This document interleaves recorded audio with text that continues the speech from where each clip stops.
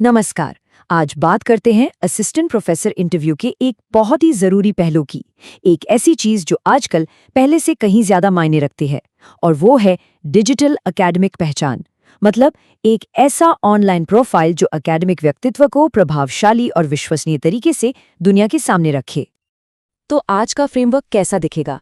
सबसे पहले हम समझेंगे कि ये डिजिटल एकेडमिक हस्ताक्षर आखिर है क्या चीज़।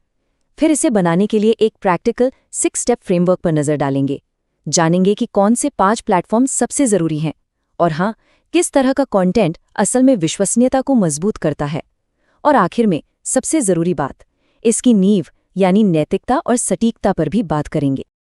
ज़रा एक पल के लिए सोचिए, इंटरव्यू पैनल ऑनलाइन सर्च करने वाला है, उन्हें क्या मिलेगा? आज के दौर में ये कोई अंदाज़ा नहीं है, ये एक हकीकत है। अकादमिक भर्ती में ऑनलाइन मौजूदगी की पड़ताल होती ही है, इसलिए ये सवाल बहुत बहुत ज़रूरी हो जाता है। तो चलिए इसी सवाल से शुरुआत करते हैं। सेक्शन 1, डिजिटल एकेडमिक हस्ताक्षर। ये सिर्फ एक ऑनलाइन प्रोफाइल नहीं है, उससे कहीं ज़्यादा है। तो आइए समझते हैं कि इसका असली मतलब क्या है। तो ये डिजिटल एकेडमिक पहचान है क्या? देखिए, इसका सीधा सा मतलब है एक ऐसी स्ट्रक्चर्ड और ऑथेंटिक ऑनलाइन मौजूदगी जो किसी की योग्यता, रिसर्च, टीचिंग और एकेडमिक मूल्यों को साफ साफ दिखाए। इसे ऐसा समझिए जैसे ये प्रोफेशनल सीवी का एक डायनामिक ऑनलाइन वर्जन हो। असल में ये डिजिटल दुनिया में किसी की विश्वसनीयता है। तो सवाल ये है कि ये इतना ज़रूरी क्यों है? देखिए, पहली बात तो ये कि यूनिवर्सिटीज़ अब सिर्फ सीवी नहीं देखती, वो ऑनलाइन प्रोफाइल भी खंगालती हैं। दूसरी बात, आजकल बड़े बड़े कोलैबोरेशन के मौके ऑनलाइन ही मिलते हैं। तीसरी वजह, डिजिटल फुटप्रिंट रिसर्च की पहुंच और विश्वसनीयता को दोनों को मजबूत करता है। और चौथी, और ये बहुत ज़रूरी है, ये सीधे सीधे संस्थान की नैक या NIRF रैंकिंग पर भी असर डालता है, जो आजकल कितना मायने रखता है ये हम सब जानते हैं। और देखिए, ये बात इस विचार को कितनी खूबसूरती से सामने रखती है।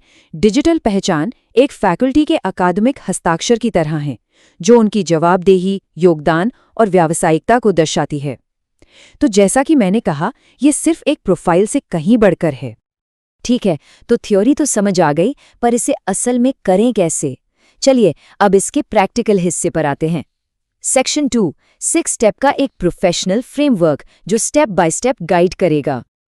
तो चलिए इन 6 कदमों को एक एक करके देखते हैं। सबसे पहला, फोटो। ये फॉर्मल और प्रोफेशनल होनी चाहिए, जिससे एक विशेषज्ञ वाली इमेज बने।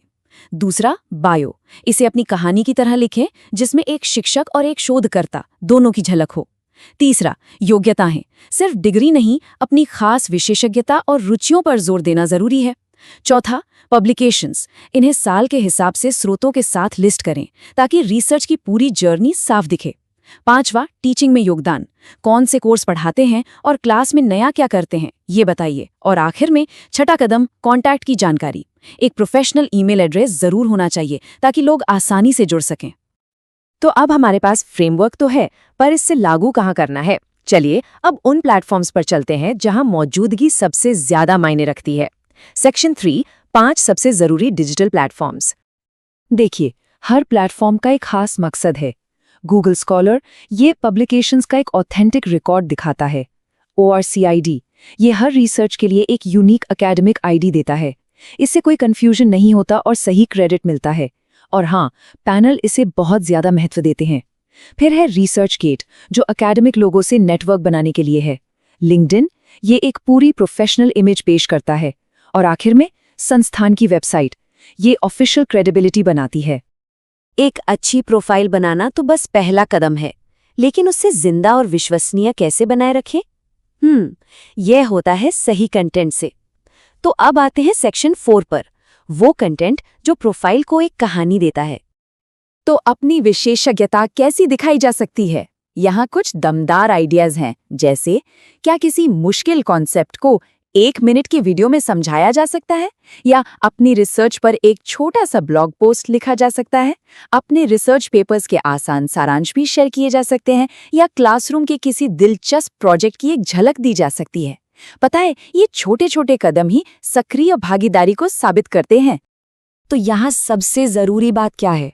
ये कि ये सारी एक्टिविटीज एक एक्टिव एकेडमिक पर्सनालिटी बनाती हैं, जिसे इंटरव्यू पैनल बहुत ज्यादा वैल्यू देता है। इससे ये पता चलता है कि कोई सिर्फ एक शोधकर्ता नहीं बल्कि एक एक्टिव टीचर भी है जो अपने फील्ड में लगातार योगदान दे रहा है। और अब आते हैं उस सबसे जरूरी नींव पर जो इन सबको एक साथ जोड़े रखती है, सेक्शन 5, नैतिकता और सटीकता।